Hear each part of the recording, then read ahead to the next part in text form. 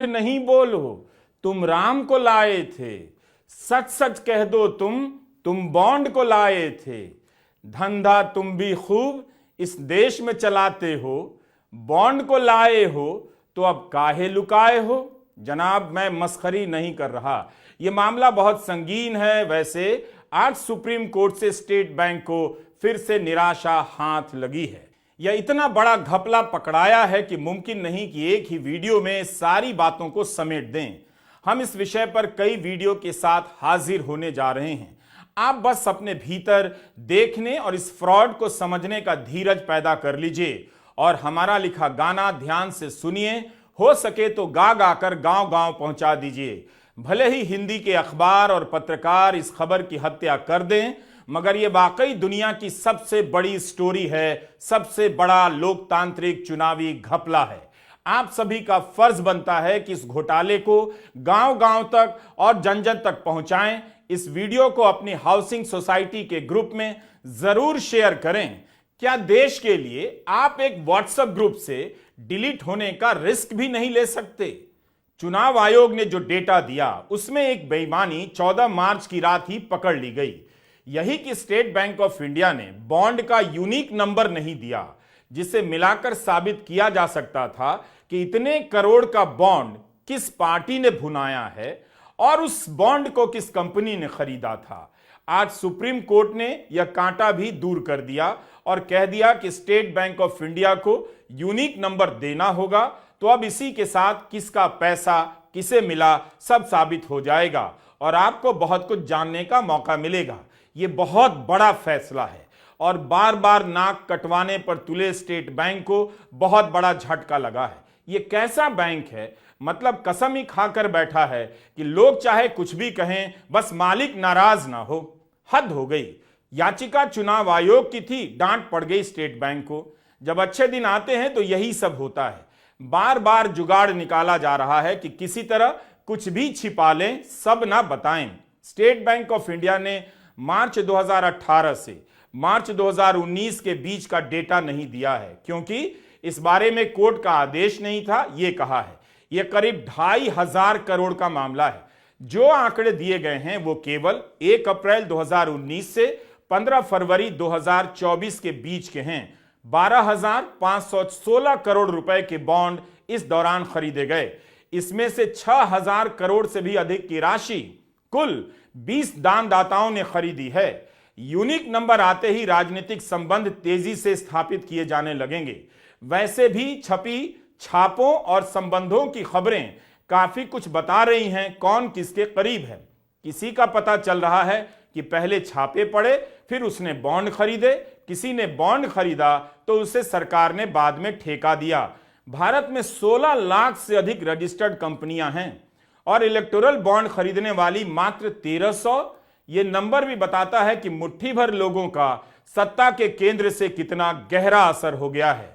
अब आप इसे देखिए, इसमें कई बुलबुले बने हैं। कुछ बड़े बुलबुलों को देखिए। सबसे बड़ा गोला फ्यूचर गेमिंग का है, जिसने सबसे अधिक 1368 करोड़ के बॉन्ड खरीदे। इसके बाद मेघा इंजीनियरिंग का बबल है, जिसने 966 करोड़ के बॉन्ड खरीदे। गुलाबी रंग में हल्दिया एनर्जी का बुलबुला है, जिसने 377 करोड़ का बॉन्ड खरीदा। उससे छोटा बुलबुला वेदांता ग्रुप का है, जिसने 376 करोड़ का बॉन्ड खरीदा। वेस्टर्न यूपी पावर ट्रांसमिशन ने 220 करोड़, भारतीय एयरटेल ने 198 करोड़ और केवेंटर फूड पार्क ने 195 करोड़ का चंदा दिया, बॉन्ड खरीदा। इसके अलावा इस तस्वीर में कई छोटे छोटे बुलबुले आपको नजर आ रहे हैं। इनकी कहानी अभी सामने नहीं आई है। बड़े बड़े बुलबुलों को देखकर आपको लगेगा कि इनकी संख्या बहुत कम है, यानी 16 लाख कंपनियों में बॉन्ड खरीदने वाली कंपनियों की संख्या 1300 और इसमें से भी जो बड़ी राशि देने वाली कंपनियां हैं उनकी संख्या मुश्किल से 20 या 50 भी नहीं। ये बुलबुले बता रहे हैं कि सत्ता के गलियारे में मुट्ठी भर लोगों का राज रहता है। इसे ही सत्ता और धन का केंद्रीकरण कहते हैं। किसी संदर्भ में ओलिगार्की कहते हैं तो किसी संदर्भ में कॉकस, प्लूटोक्रेसी, क्लेप्टोक्रेसी का भी इस्तेमाल होता है। कुल मिलाकर धनिक और भ्रष्ट लोगों का तंत्र है ये। सबसे अधिक बॉन्ड खरीदने वाली वो कंपनियां हैं जिनका सरकार के बिना काम नहीं चल सकता। खनिज, धातु, टेलीकॉम, ड्रग्स, फार्मा सेक्टर के लिए काम करने वाली कंपनियां जिन्हें लाइसेंस की जरूरत पड़ती है। ऊर्जा, इंफ्रास्ट्रक्चर और इंजीनियरिंग के हैं तो सरकार से प्रोजेक्ट चाहिए। इस पाई चार्ट से आप साफ साफ समझ जाते हैं कि सबसे ज्यादा चंदा बीजेपी को मिला है और उसी का बड़ा हिस्सा दिख रहा है। उसके बाद तृणमूल कांग्रेस है और भारतीय राष्ट्रीय कांग्रेस। राजनीतिक दलों में भी कुछ ही को पैसे मिले हैं। मतलब यह हुआ, कुछ कंपनियां ज्यादा चंदा देकर अपने लिए बड़ी राहत लेती हैं, दूसरी कंपनियों को मैदान से बाहर कर देती हैं। चंदा जाता है बीजेपी को और एक दो अन्य दलों को। इस तरह बाकी दल कमजोर हो जाते हैं। MIT के प्रोफेसर द्वैपायन बनर्जी ने हमारे लिए ये ग्राफिक्स बनाए हैं, हम आभारी हैं। इसी खेल को समझना है। चंद कंपनियों का राज रहेगा, एक ही पार्टी का राज रहेगा, फायदा किसका होगा? सबसे अधिक बॉन्ड खरीदने वाली कंपनी फ्यूचर गेमिंग है। यह कंपनी तब ज्यादा चंदा देती है यानी बॉन्ड खरीदती है जब इसके यहां आयकर और ईडी के छापे पड़ते हैं। यह कौन सी पारदर्शिता है कि जिस कंपनी के यहां फ्रॉड की जांच होती है वो बॉन्ड खरीदने लग जाती है? मतलब भाई अपना है तो बहुत उस्ताद, कलाई दबाकर मुट्ठी खुलवा देता है।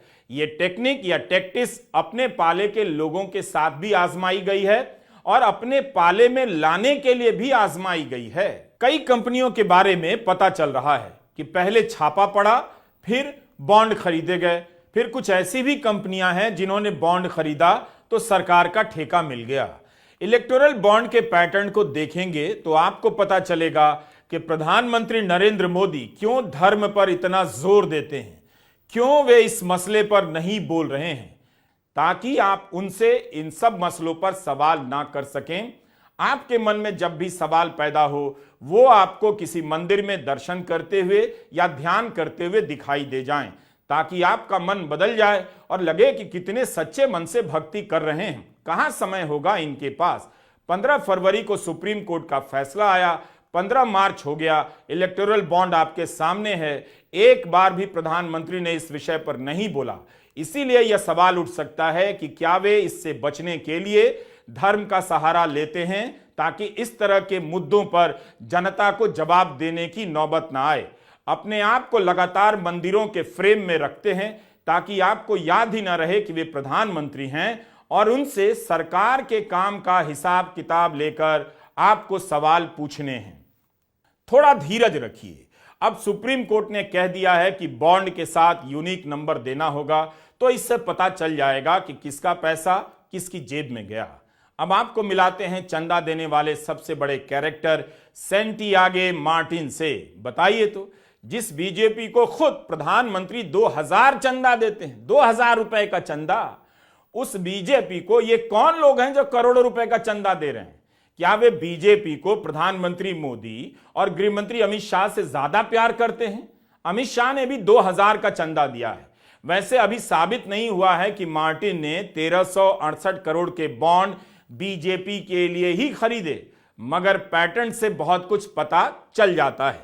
यह मार्टिन है, कोयंबटूर का सेंटियागो मार्टिन। म्यांमार से आकर भारत में लॉटरी का धंधा चालू करता है, गरीब लोगों को रातों रात अमीर बनाने का सपना बेचता है, पैसा कमाता है। 2019 से 2024 के बीच इस कंपनी पर आयकर और ईडी और सीबीआई के छापे पड़ते हैं। मनी लॉन्ड्रिंग का मामला चलता है। 2 अप्रैल 2022 को मार्टिन की company future gaming and hotels private limited की 409 करोड़ की चल संपत्ति जब्त कर ली जाती है और 5 दिनों के बाद यही कंपनी 100 करोड़ का बॉन्ड खरीदती है। इसके खिलाफ मनी लॉन्ड्रिंग का मामला है, जिसके आरोप में न जाने कितने राजनेताओं को जेल में डाल दिया गया, कितनों को अपनी पार्टी तोड़ने के लिए मजबूर कर दिया गया और कितनों को डराकर उनसे अपनी ही पार्टी की सरकार गिरवा दी गई। लेकिन यह मार्टिन 2019 से 2024 के बीच 1368 करोड़ का बॉन्ड खरीदता है। लॉटरी के कारोबार से जुड़ी कंपनी ने 1000 करोड़ से अधिक का इलेक्टोरल बॉन्ड खरीदा। बॉन्ड खरीदने में यह कंपनी देश में नंबर 1 है। इसके पास चंदा देने के लिए 1000 करोड़ का फंड कहां से आया, यह अपने आप में जांच का विषय होना चाहिए। मगर सवाल बीजेपी से होना चाहिए कि क्या बीजेपी ने मार्टिन की कंपनी से चंदा लिया है। अभी तक जितनी जानकारी आई है उससे चंदे का राजनीतिक दल से संबंध सीधे सीधे स्थापित नहीं किया जा सकता, क्योंकि स्टेट बैंक ऑफ इंडिया ने यूनिक कोड नंबर नहीं दिया है, मगर मीडिया में उपलब्ध कई जानकारियां और खबरें राजनीतिक दलों से संबंध के बारे में इशारा कर रही हैं। निर्मला सीतारमण वित्त मंत्री हैं। यहां वे लॉटरी कारोबार से जुड़ी कंपनियों के प्रतिनिधियों से मिल रही हैं। 2 अप्रैल 2023 को वित्त मंत्री के कार्यालय ने खुद ही यह तस्वीर ट्वीट की है। वित्त मंत्री से मिलने वालों में जॉर्ज मार्टिन भी हैं। उन्होंने वित्त मंत्री के ट्वीट को रीट्वीट करते हुए खुद ही ये कहा है, वित्त मंत्री को धन्यवाद दिया है। कहते हैं कि लॉटरी का बाजार भारत में खुलना चाहिए, इससे 5 करोड़ रोजगार पैदा होंगे। भारत सरकार को 1.25 करोड़ से अधिक की जीएसटी मिलेगी। यह खबर 2015 की है और इंडियन एक्सप्रेस की। सैंटियागो मार्टिन का बड़ा बेटा चार्ल्स जॉर्ज मार्टिन बीजेपी में शामिल हुआ है। एक साधारण से कार्यक्रम में इसे बीजेपी में शामिल कराया गया। रिपोर्ट में लिखा है कि चार्ल्स मार्टिन ने 3 महीने पहले भाजपा में शामिल होने की इच्छा जताई थी। 2014 में जिस दौरान सैंटियागो मार्टिन 8 महीने के लिए जेल में था, उसके खिलाफ सीबीआई की चार्जशीट दर्ज की जा रही थी। उसी समय उसकी पत्नी प्रधानमंत्री मोदी के साथ कोयंबटूर में मंच साझा कर रही थी। बताइए, आखिर प्रधानमंत्री भ्रष्टाचार में लिप्त पाए गए व्यक्ति की पत्नी के साथ मंच पर क्यों थे, या उनकी पत्नी प्रधानमंत्री के साथ मंच पर क्यों थी? रिपोर्ट में लिखा है कि इसने सिक्किम सरकार को 4,500 करोड़ का चूना लगाया है। इस रिपोर्ट में भाजपा प्रवक्ता का बयान छपा है कि चार्ल्स के पिता पर स्कैम के आरोप हैं, मगर वो नाइस आदमी हैं, नाइस, और मोदी जी और पार्टी का बहुत आदर करते हैं। इंडियन एक्सप्रेस ने केरल की राजनीति का एक प्रसंग विस्तार से लिखा है कि मार्टिन ने सीपीएम के मुखपत्र देशाभिमानी को 2 करोड़ का दान दे दिया। इसे लेकर पार्टी में भारी विरोध हुआ। मुखपत्र के जनरल मैनेजर को हटा दिया गया और विजयन गुट को यह पैसा लौटाना पड़ा। मार्टिन ने डीएमके नेता करुणानिधि की लिखी एक फिल्म को भी प्रोड्यूस किया है। मार्टिन के राजनीतिक रिश्ते रहे हैं, उसका कारोबार कई राज्यों में फैला है। केरल के पूर्व वित्त मंत्री थॉमस आइजैक ने ट्वीट किया है कि मार्टिन की फ्यूचर गेमिंग और लॉटरी ने बीजेपी को 1368 करोड़ रुपए दिए हैं। इस कंपनी ने सिक्किम में मेरे खिलाफ मानहानि के 2 मुकदमे दायर किए हैं। क्या इन चंदों का संबंध लॉटरी पर जीएसटी रेट घटाने से रहा होगा? मार्टिन की कहानी विचित्र है। मार्टिन का बेटा चार्ल्स मार्टिन 2015 से बीजेपी में है, लेकिन अक्टूबर 2023 तक ईडी का रेड पड़ रहा है। मई 2023 में भी 457 करोड़ की संपत्ति जब्त हुई और यह जनवरी महीने में बॉन्ड खरीदती है कंपनी। क्या यह माना जाए कि जब भी इससे चंदा लेना होता है, ईडी रेट बढ़ा देती है और कंपनी बॉन्ड के रेट बढ़ा देती है? अक्टूबर 2023 से जनवरी 2024 के बीच यह कंपनी 133 करोड़ रुपए के बॉन्ड खरीदती है। अब आप इस चार्ट को देखिए, इसमें आपको पता चलेगा कि एक साल में किस महीने में कितने का बॉन्ड खरीदा गया। अक्टूबर 2020 में 150 करोड़ का बॉन्ड मार्टिन की कंपनी फ्यूचर गेमिंग खरीदती है। 2021 में यही कंपनी 3 बार 109 करोड़, 30 करोड़ और 195 करोड़ के बॉन्ड खरीदती है। एक साल में करीब 334 करोड़ का बॉन्ड खरीदती है। इतना पैसा इसके पास कहां से है? इसी का है या किसी और का पैसा घूम फिर कर आ रहा है? 2022 की जनवरी में 210 करोड़ का बॉन्ड यह कंपनी खरीदती है।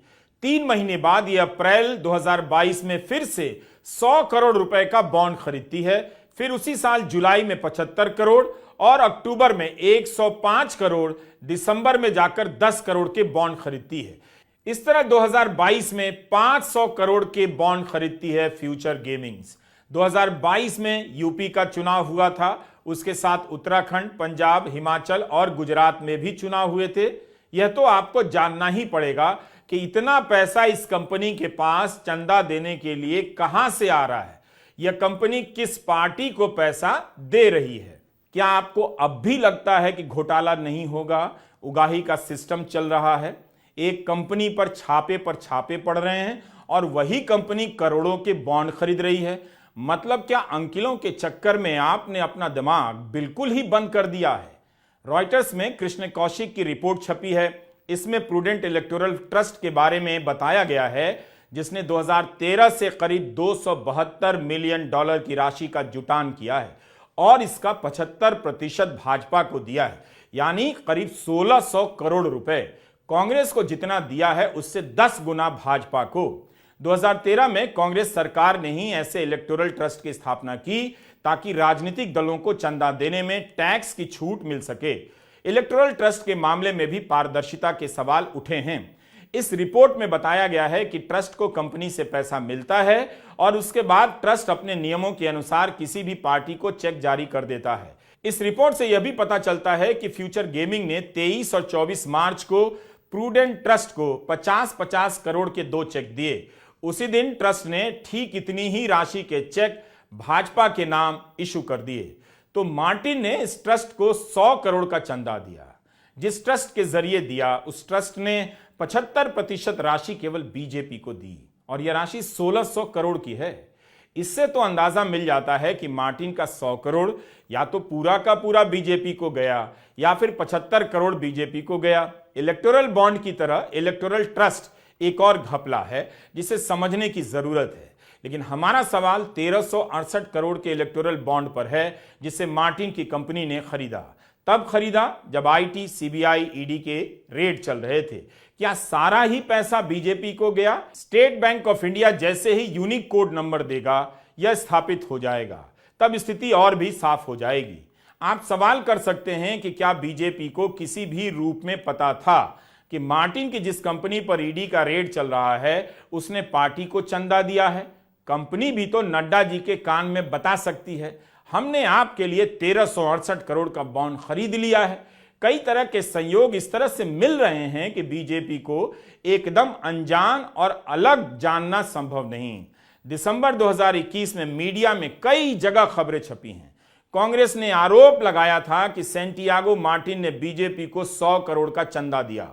तमिलनाडु कांग्रेस कमेटी के अध्यक्ष के.एस. अलागिरी ने ट्वीट कर कहा कि विधानसभा चुनाव से पहले मार्टिन ने भाजपा को 100 करोड़ का चंदा दिया, इसकी सीबीआई जांच हो। उन्होंने ट्वीट कर जानकारी दी कि अप्रैल 2019 में आयकर विभाग ने मार्टिन की कंपनी और ठिकानों पर लगातार 4 दिनों तक छापेमारी की। 6 करोड़ की नकदी और 24 करोड़ का हीरा और सोना जब्त हुआ। 2011 में सीबीआई ने मार्टिन के खिलाफ 30 केस दर्ज किए थे। मार्टिन पर सिक्किम सरकार को 4,500 करोड़ का धोखा देने का मामला है और 2011 में जमीन धांधली के मामले में जेल में रह चुका है। अलागिरी ने सवाल किया कि ऐसे व्यक्ति द्वारा 100 करोड़ दिए जाने के बदले में मोदी सरकार ने इससे क्या वादे किए हैं? बेहतर है बीजेपी तुरंत खुद सफाई दे दे, बताए कि मार्टिन की कंपनी से किसी भी रूप में पैसा लिया था या नहीं। ईडी और आईटी के मामले में प्रभावित करने की क्षमता केवल केंद्र सरकार को ही है। 2 सवाल उठते हैं, क्या ये छापे चंदे की जबरन उगाही के लिए डाले जाते रहे या फिर छापे के बाद जान बचाने के लिए चंदा देने का रास्ता निकाल लिया गया? क्या बीजेपी अब गर्व के साथ अपने पोस्टर में बता सकती है कि हम मोदी हैं, मार्टिन ने हमें चंदा नहीं दिया? मोदी और मार्टिन के बीच कोई रिश्ता नहीं है। मार्टिन गरीब लोगों को रातों रात अमीर बनाने का सपना बेचता है, मोदी अच्छे दिन लाने का सपना बेचते हैं। ईडी के मामले में प्रभावित करने की क्षमता केवल केंद्र सरकार को है और सरकार में किसे है यह आप जानते हैं। एक पार्टी को क्या उस कंपनी से पैसा लेना चाहिए जिस पर उसी की सरकार में ईडी की जांच चल रही हो? बेहतर है मोदी मार्टिन का राज बता दें या मार्टिन मोदी जी का? एक तरीका और है, विपक्षी पार्टियां खुद से बता दें कि उन्हें किस किस ने चंदा दिया। ऐसा करने से साफ हो जाएगा कि बीजेपी को किसने और कितना चंदा दिया। वैसे अब जैसे ही यूनिक नंबर आएगा यह साफ हो ही जाएगा। बीजेपी दुनिया की सबसे बड़ी पार्टी है, उसे इस मामले में बोलना चाहिए कि मनी लॉन्ड्रिंग के केस में फंसी कंपनी से उसने चंदा नहीं लिया है। अगर ले लिया है तो हम राम को लाए हैं, हम पैसा लौटाएंगे। मार्टिन का पैसा है, मार्टिन को लौटाएंगे। अब आते हैं हेट्रो फार्मा पर। हैदराबाद की कंपनी है, 7,500 करोड़ की कंपनी बताई जाती है। इकोनॉमिक टाइम्स की रिपोर्ट है अक्टूबर 2021 की। आयकर विभाग हेट्रो फार्मा पर छापे मारता है। 500 करोड़ रुपए के अघोषित आय का पता चलता है। 142 करोड़ का कैश बरामद होता है। इस कंपनी ने छापा पड़ने के बाद इलेक्टोरल बॉन्ड खरीदे। यह वो कंपनी है जो रेमडेसिवियर भी बनाती थी। इस कंपनी ने अप्रैल 2022 में 40 करोड़, जुलाई 2023 और अक्टूबर 2023 में 10-10 करोड़ का बॉन्ड खरीदा, यानी कुल 60 करोड़ का चंदा दिया। कई कंपनियां हैं जिन पर छापे पड़े हैं, तब उन्होंने इलेक्टोरल बॉन्ड खरीदे। क्या यह सवाल गलत है कि इन छापों का इस्तेमाल वसूली के लिए हो रहा था? आप ही सोचिए, जिस पर छापा पड़ेगा क्या वो नाचते गाते डांस करते हुए सरकार की पार्टी को करोड़ों रुपए का चंदा देगा? ईडी और आईटी के इस्तेमाल से राजनीति में विधायकों और सांसदों की उगाही की गई, मतलब दूसरे दल से तोड़कर नेता लाए गए।